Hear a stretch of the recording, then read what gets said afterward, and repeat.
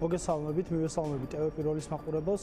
მეგობარი აქტი არის მნიშვნელოვანი აქტი, რომელიც ინიცირებული არის ორ პარტიული სახით, შესაბამისად იმ ფონზე, როდესაც ჩვენს სახელმწიფოს გაცხადებული გადაწყვეტილებით ოცნების ხელისუფლების მოქმედებებით სტრატეგიული პარტნიორობა ფაქტობრივად შეჩერებული აქვს შეერთებულ შტატებთან, რა თქმა უნდა, მეგობარი აქტის განხილვა განსაკუთრებულ დატვირთვას და მნიშვნელობას ანიჭებს განსაკუთრებით იმ ფონზე, როდესაც ქვეყანაში გვაქვს ის მდგომარეობა, ის პოლიტიკური კრიზისი, რაც გვაქვს, იმ ფონზე, როდესაც შეერთებული შტატები საგარეო პოლიტიკის თვალსაზრისით სხვა პრიორიტეტების გადაწყვეტაშია ახლა, მაშინ როდესაც რეგიონში სხვა ტიპის საკითხები წყდება, მეგობარ აქტს ჩვენ პირადად უყურებთ იმის საშუალებად, რომ პოლიტიკურ დღესასწაულში საქართველოს საკითხი დაბრუნდეს.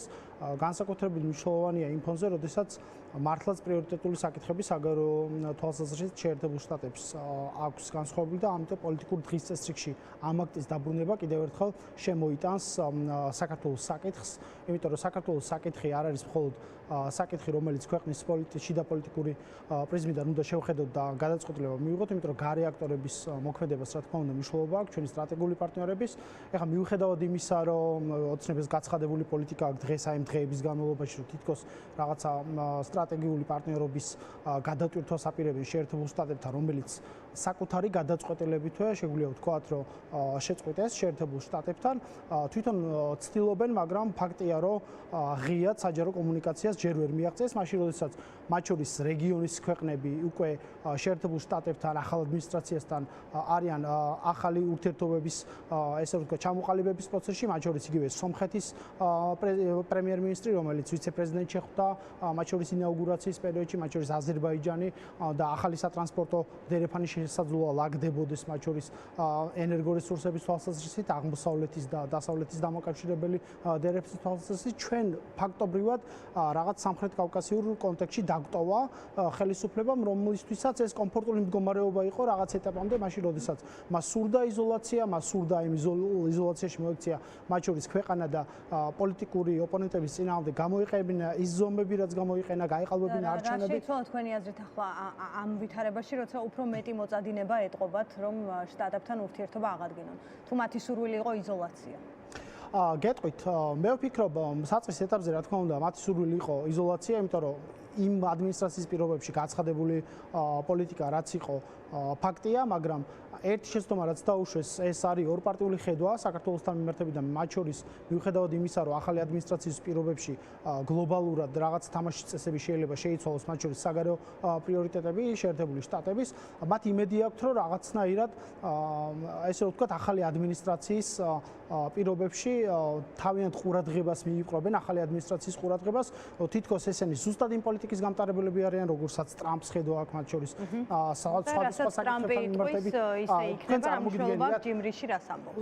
წარმოგიდგენიათ მაგალითად ზუსტად იმ ტრენდს მიყვებიან მაშინ, როდესაც მათი პოლიტიკა საერთოდ აცდენილი იყო მათ შორის ტრამპის ხედვის ნარკოპოლიტიკასთან დაკავშირებითაც ეხა რასაც აკეთებენ ეს ადამიანები, ხო, დიახ, მივესალმებით მათ შორის გამკაცრებულ ნარკოპოლიტიკას, მაგრამ ეს ნარკოპოლიტიკა რატომღაც არ გახსენებიათ ამ ადამიანებს, როდესაც ჩანაცვლებითი თერაპია ნარკოტიკების გავრცელების საშუალებად გადაიქცა მათ შორის ამ ქვეყანაში, ხო? მათ შორის ეს ადამიანები პირდაპირ ლიბერალიზმისკენ, ნარკოლიბერალიზაციისკენ დგამდნენ ნაბიჯებს, მაგრამ ეხა თითქოს რიტორიკა შეცვალეს. აი გენდერის ნიშნებსაც ამოიღეს. გენდერის ნიშნებსაც კი ბატონო. მათი რიტორიკიდან შეიძლება ადეკვატური იყოს გადაწყვეტილება გენდერის ნიშნების ამოღებისა, მაგრამ თქვენ ამბობთ, რომ ეს უკავშირდება იმიტომ, რომ იქ ტრამპია, ანუ ტრამპთან ღირებულებითი თანხwebdriver რასაც ახლა ამბობენ, ცდილობენ. აცდენილები არიან ესენი, ტრამპთანაც ღირებულებით თანხwebdriverშიც არ არიან, არც დასავლურ ფასეულებებთან და პირველ რიგში რაც ტრაგედიაა ჩვენთვის, რასაც ხაზი უნდა გაუსვათ ჩვენ ეროვნულ ღირებულებებთან, საკუთარი ქვეყნის მოქალაქეების ფასეულებებთან და ღირებულებებთან არიან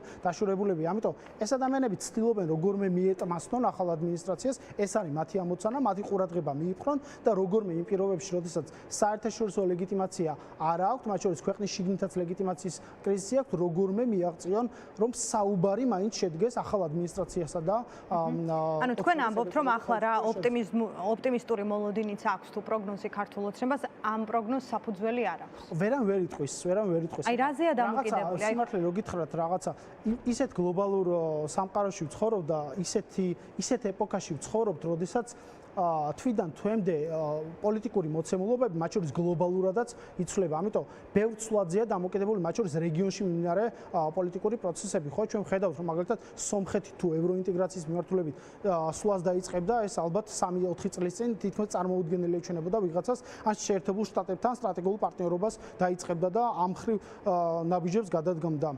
ამიტომ გლობალურად იცვლება, ბევრ ცვლადზეა დამოკიდებული, ამიტომ წინასწარ იმის თქმა რა შეძლებს ოცნების ხელისუფლება, ამის თქმა ძალიან რთულია, მაგრამ ერთი რაც შეგვიძლია ჩვენ ვთქვათ, იმ პირობებში, როდესაც ხელისუფლება, რომელიც ატარებს ასეთი ტიპის არჩევნებს, ხელისუფლება, რომელიც ძალადობს საკუთარ მოქალაქეებზე, ხელისუფლება, რომელიც ძარცვავს პირდაპირ ფორმით საკუთარ მოქალაქეებს, ხელისუფლება, რომელიც საგარეო პოლიტიკურ კურსს შეერთებული შტატების ეწინააღმდეგება იმით, რომ ზის დარბაში სადაც ისმის შეძახილების სიკვდილი ამერიკას, ეს აქ გაცხადებულ პოლიტიკად, მათ შორის მოქმედ ეგრეთ წოდებულ პრემიერ-მინისტრს, ბუნებრივია არათავსებადი არის შეერთებული შტატების ნებისმიერ ხედვასთან და ნებისმიერ პოლიტიკასთან, იმიტომ რომ აქ გაცხადებული პოლიტიკური კურსი და საგარეო პოლიტიკური კურსი და ხედვა არსებობს, მათ შორის იმ სახელმწიფოებთან მიმართებით, რომელთანაც ესე რომ ვთქვათ, ცდილობს რაღაცა ფორმით დაალაგებას სტრატეგიული პარტნიორობის. თქვენ წარმოიდგინეთ შეერთებული შტატებთან აი რაღაც ფორმით ურთიერთობის დაალაგება შესაძლოა სურდეს მათ შორის შეერთებულ შტატებს ან სხვა დასავლელ პარტნიორს, ხომ არ შეიძლება შესაძლო აღიარება ან ხელის ჩამორთმევა თუ რაღაც კომუნიკაციის აღდგენა ქართულ ოცნებასთან გამოიწვიოს იმ ფაქტმაც, რომ შესაძლოა პარტნიორები სხვას ვერავის ხედავდნენ ერთ კონკრეტულ ქვეყანაში. შეიძლება ანუ განამას აღიარებენ, უბრალოდ სხვას ვერ აღიარებენ.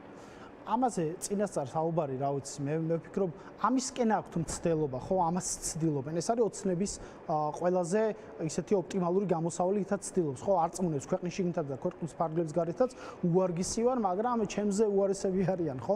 ამას მთელი კამპანია ხო ეს იყო წინასაარჩევნო 2024 წლის საპარლამენტო არჩევნებამდე და ყველა ოპოზიციის, ყველა პოლიტიკური პარტიის რაღაცა კოლექტიურ ნაცმოძრაობა წარმოჩენას ცდილობდა, ყველა პარტიას რაღაცა ერთ კოპში ხარშავდა და ყრიდა და ყველას რაღაცა ეს იყო ამოცანა, ეს პოლიტიკური ამოცანაა, მაგრამ დღეს გვაქვს მოცემულობა, როდესაც ცივილიზებული სამყაროს უმრავლესობამ, ეხლა ეს გადაწყვეტილი საკითხია თქო, რომ ვთქვათ, ამაშიც რა თქმა უნდა მოვიტყუებით, იმიტომ რომ ეს საკითხი დღეს ლეგიტიმაციის საკითხი ოცნების ეგრეთ წოდებული ხელისუფლების არის ჰაერში გამოკიდებული. ამიტომ იმ ფონზე, როდესაც ერთია რომ არჩევნებს აყალბებ, მაგრამ შემდეგ დგამ ისეთ ნაბიჯებს, რომელსაც დგამ რომ რეპრესიებს ფაქტობრივად სინდისის პატიმრად აქცევ მათ შორის ჟურნალისტებს, ახალგაზრდებს, სტუდენტებს, ლექტორებს, მსახიობებს, რეპრესიულ მექანიზმებს იყენებ მათ შორის მსახიობების და თეატრების წინააღმდეგ, ტელევიზიების წინააღმდეგ, რეპრესიულ მექანიზმებს იყენებ მოქალაქეების წინააღმდეგ და აჯანებებ 5000 ლარით, რომლის გადახდის საშუალებაც ფიზიკურად არ არსებობს. ეს არის ნაბიჯი, რომელსაც ის დგამს, თუ მას უნდა რასაც არაპატიებს. რა თქმა უნდა, ეს შეუთავსებელია, ბუნებრივად დემოკრატიასთან შეუთავსებელია და დასავლურ ღირებულებებთან და ფასეულობებთან, მაგრამ მე ხა დასავლურ ღირებულებებზე და ფასეულობებზე რაღაცა სახარება რო წაუკითხო და მგლის თავზე სახარება იკითხო, ამას გავს დაახლოებით ოცნებისთვის რაღაცის ახსნა, მაგრამ აი მე მინდა მოქალაქეები უნდა დავარწმუნოთ, რომ ესენი არიან ანტიეროვნული პოლიტიკური ძალა, რომელიც მწვანეს უბნთებს თქვენს ძარცვას, თქვენს გაუბედურებას, გაღატაკებას 600.000 თუ 700.000-მდე სოციალურად დაუცველია. ბავშვები შიმშილობენ სკოლაში. ეს არის შედეგი. ეს არის შედეგი ამათი მართლობის. კორუფცია, სიკვდილი, რომელიც კორუფციას მოსდევს, ეს არის მოქმედი ხელისუფლების მთავარი ნიშა, მთავარი სამართლის ნიშა. თქვენი პოლიტიკური პროცესი სად არის ახლა? ოპოზიციის აი ამ როლი წინააღმდეგობრივ ბრძოლაში. მე ხო ძალიან საინტერესო შეკითხვაა, იმიტომ რომ რა ვიცი, ყველა ეთერში დასმულა ალბათ და ყველგან სვამენ პატარა შეკრებების დროსაც. ხო, სვამენ, მაგრამ თქვენ უნდა იცოდეთ, რომ ოპოზიციური პოლიტიკური პარტიების დამსახურებაა ერთი, რომელსაც რატომაც არავინ ესე არ უსვამს ხაზს საგარეო მიმართულებით ჩვენ. რატომ არ გიკარგავთ მაგას პირიქით? ხო, დელეგიტიმაციის საკითხი. გამოგივიდათ საერთო პრეზიდენტის პირველი ფაზა რაც იყო, რომ იგვეღწია პირველი პარლამენტში ჯერჯერობის ლეგიტიმაცია არ აქვს არავისგან ამ პარლამენტს, მეორე მნიშვნელოვანი საკითხი, სასანქციო რეჟიმი ჩართულია მათ შორის. თქვენ არ უნდა დაგავიწყდეთ, რომ მაგნიცკის სიით არის სანქცირებული მოქმედი შინაგან საქმეთა მინისტრი, რაც არის უმძიმესი ამბავი. ამ ქვეყნის შინაგან ყველაზე მძიმე გომელაურს ხვდა წილად. ნამდვილად მარტო იმიტომ რომ უბრალოდ შინაგან საქმეთა მინისტრი აღმოჩნდა იმ პერიოდში, ხო? და ადამიანი არის სანქცირებული, მათ შორის შეერთებული შტატების ხაზინის მიერ რუსეთთან კავშირების გამო. ადამიანი სანქცირებულია ყოფილი გენერალური პროკურორი FSB-სთან კავშირის გამო. სანქცირებული არიან მაღალი პოლიტიკური თანამდებობის პირები, მათ შორის ბალტიური ქვეყნების მხრიდან, მათ შორის ცალკეული ევროპული სახელმწიფოების. ეს არის შემდგარი ფაქტი, ეს არის დამღა, რომელიც დაადეს ამ ადამიანებთან და თქვენ წარმოგიდგენიათ ახლა ადამიანებთან საუბარი, მათ შორის დასავლური ცივილიზებული სამყაროსთვის იმ ადამიანებთან საუბარი, რომლებიც ამ დამღას ატარებენ, აი მძიმე დამღას ატარებენ. ამიტომ სასანქციო რეჟიმი მე დარწმუნებული ვარ აბსოლუტურად რომ გაგრძელდება. ჩვენ რეჟიმი რაზე დგას? რეჟიმი დგას სამ რამეზე, ხო? ერთი ეს არის პროპაგანდისტული არხები, მეორე ეს არის ძალოვანი უწყებები, რითაც ძალადობს და რეპრესიებს ახორციელებს მართლმსაჯულების სისტემა სრულად დაკავებიდან დაწყებული სასამართლოთი დამთავრებული და პენიტენციური სისტემა და მესამე ეს არის რა თქმა უნდა სპონსორები, რომლებიც ამ ყველაფერს ასპონსორებენ და რატომღაც ჯერჯერობით ინარჩუნებს ჯერჯერობით ხო რეჟიმის სპონსორები, მაგრამ ეს აუცილებლად მოხდება.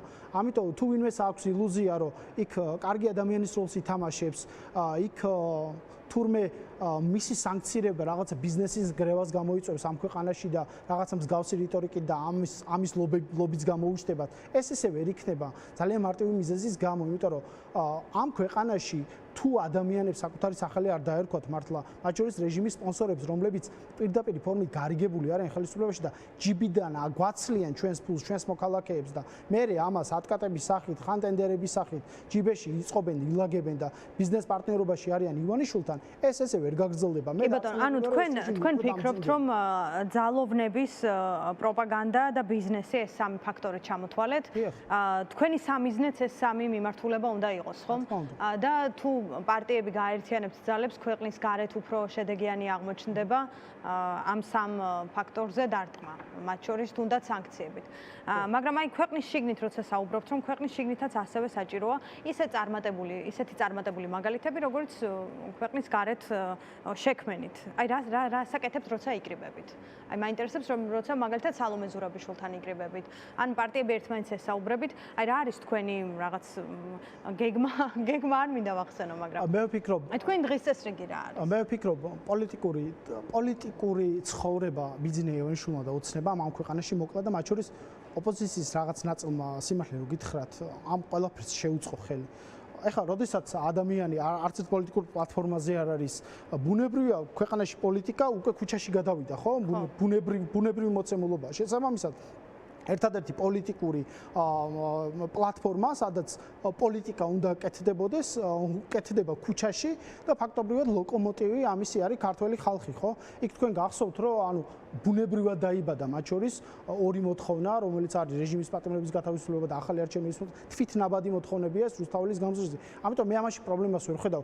მოქალაქე რო იყოს პოლიტიკური პროცესის ავანგარდში და ლოკომოტივი, ეს იყო მოთხოვნა და ეს იყო დაკვეთა და დიახ. ჩვენ რაც შეგვიძლია საგარეო მიმართულების ქვეყნის შიგნითაც მათ შორის პოლიტიკურ პროტესტში მონაწილეობის კუთხითაც არც და არ დაგვიკლია და რა თქმა უნდა ამას გავაგრძელებთ მათ შორის ჩვენს აქტივთან, ჩვენს ამ ხარდამჭერებთან, მოქალაქეებთან კომუნიკაციის კუთხით რაც იქნება საჭირო. რაც შეეხება ახლა შეხვედრებს და ერთიანობას, საითაც მიყავთ ხოლმე ჟურნალისტებს ეს შეკითხვა. ანუ არის ასეთი შეხვედრები ხომ არის? მე არ ვიცი ვისი დაკვეთაა იქ, მაგრამ ეს არ არის მოქალაქეების დაკვეთა. რა არის? რაღაც ერთიანობა და კოორდინაციას არ გულისხმობ, ოღონდ აქ რაღაცა ვიღაცები არიან აქტორები, რომლებიც რაღაცა ერთიანობის რაღაცა ლოზუნგებით გამოდიან, ხო? ყალბი ლოზუნგებით. დამარცვლით შემიძლია გითხრათ, ჩვენი გაერთიანება არც ერთ პოლიტიკურ პარტიასთან, აი აქედანვე გეუბნებით, არ გამოვა. ფიზიკურად შეუძლებელია ორი ქიმიური ნაერთი, რომელიც ერთმანეთთან ბუნებრივი რეაქციაში არ მოხდება, ეს ფიზიკურად არ მოხდება. ამიტომ თავაზე კი ბატონო კოორდინაციაა საჭირო ამ საერთო მიზნების გარშემო, კი ბატონო იყოს კოორდინაცია, მაგრამ ერთ-ერთი კოალიციის ლიდერი აქ რო დაждდება და რაღაც გავრილოვის ღამის პარტიას დაგვიძახებს. მეორე გვეტყვის რომ თითქოს ბიძინა ევანიშვილთან ვარ გარიგებულები. მე მგონი ეს საერთიანება რომ არ გამოვიდა და ერთიანობის ჩვენება, იმიტომ რაღაცა სამი დღის ოპოზიციაში თუ გუშინ წინ ოპოზიციაში. აი ხა დაფიქრდით ერთიანობაზე ამ მესიჯებით ელაპარაკებიან ადამიანებს და პოლიტიკურ აქტორებს, ამ ერთიანობაზე საუბარმა უფრო ხوار დააზიანა შემთხვევით ის საერთო მიზანი, რომელიც და კოორდინაცია, რომლის გარშემოც უნდა გქონდეს. ამიტომ ჩვენ კარგი, კოორდინაციაზე ვისაუბროთ, ერთიანობა რომ არ გამოვიდა და არც გამოვიდოდა, არც ვიცოდით პრინციპში. ეს იყო სიყალბე, იყო თუ არა ეს მართლაც დაკვეთა, მაგრამ აი ამიტომ ითქვა რომ ძლიერი კოორდინაცია იქნება საუბარში. აი აქ რა მიმართულებით ხედავთ საჭიროებას, ან სად გაქვთ უფრო მეტად გასაძლიერებელი ბრძოლა ოპოზიციას კოორდინაციის ფორმატში? მე ვფიქრობ, კოორდინაციის ნაკლებობა არც არის. ხა სალომე ზურაბიშვილთან არის ეს საკოორდინაციო გარკვეული მექანიზმი შექმნილი, სადაც პარტიები მიდიან, ჩვენი წარმომადგენლებიც მიდიან, ამ შეხვედრებს ესწრებიან, რაღაც საერთო ხედავები მათ შორის ახალ არჩევნებთან დაკავშირებით, როგორ პირობებში უნდა ჩატარდეს გვაქვს და ეს კოორდინაციის ნაკლებობა არ იგრძნობა, ხო? საგარეო მიმართულებით თუ ვიღაცას აქტორს შეუძლია ასე იმუშაოს, ჩვენც ჩვენი არხები გვაქვს და ჩვენი ბუნებრივია კავშირები გვაქვს და ამ მიმართულებით მუშაობ და მე ვფიქრობ წარმატებული შედეგები გვაქვს ამ თვალსაზრისით. ეხლა მეორე მხრივ რაც შეეხება მათ შორის რეჟიმის ტყვეების გათავისუფლებას, ამაზეც ქვეყნის ფარგლებს გარეთაც ძალიან ბევრს მუშაობთ. ამიტომ მე ვფიქრობ, ამ მიმართულებით კოორდინაციის თუ გაძლიერდება, კი ბატონო, მივესალმებით, აქ ვართ, ამ მიზნების გარშემო ვართ, მაგრამ დანარჩენი რაც შეეხება რაღაცა ყალბ გაერთიანებას და ვიღაცასთან რაღაცა ტიპის რაღაცა თითქოს რაღაცა ხშირად უყვართ ხოლმე ეს ლოზუნგები, რომ აი გადამწყვეტი ბრძოლა ეხა და ეხა თუ არ გაერთიანდა ყველას და ეს არის მოცემულობა, რომელიც ყოველთვის უნდა და არ ვფიქრობთ, რომ ეს გადამწყვეტი ბრძოლაა, ასეა წარმოჩენილი ეს პროცესი. მე ვფიქრობ, საქართველოს ძალიან ბევრი გადაუტანია, ძალიან ბევრი გადამწყვეტი ბრძოლა გადაუტანია. შეიძლება ამ მომენტისთვის ეს იყოს გადამწყვეტი ბრძოლა, მაგრამ ამ ბრძოლით არ წყდება საქართველოს ბედი და ჩვენ დარწმუნებული ვარ, ყველაფერს გააკეთებს ჩვენი ხალხი, ოპოზიციური პოლიტიკური პარტიებიც, ყველა აქტორი, ჩვენი საერთაშორისო პარტნიორების დახმარებით, რომ ეს გზა მათ შორის ეს მძიმედ გასავლელი გზა ნაკლები დანაკარგებით გავიაროთ.